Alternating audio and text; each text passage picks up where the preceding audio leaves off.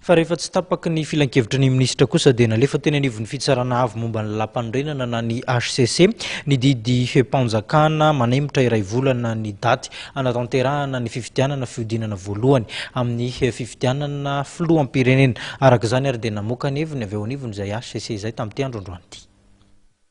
Ny senity sy ny manam-pahaizana vao amin'ny firenena mikambana ny manam-pahefana afaka manapaka ny datim-pifidianana ny filoham-pirenena amin'ny Repoblika Fahefatra hoy ny avy eo anivon'ny fitsarana avy momba ny lalam-pandrenana na ny HCC androany raha namoaka ny fanapahan-keviny.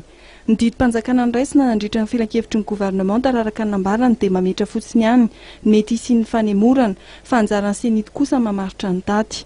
Ny daty tapahan'ny senity dia tsy maintsy hamafisy ny didim-panjakana lanina mandritra filan-kevitry minisitra.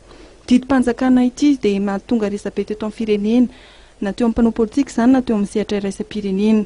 Ny mpikambana valo amin'ny fitsarana avy momba ny lalam-pandrenana no niara nandray izao fanapahan-kevitra izao.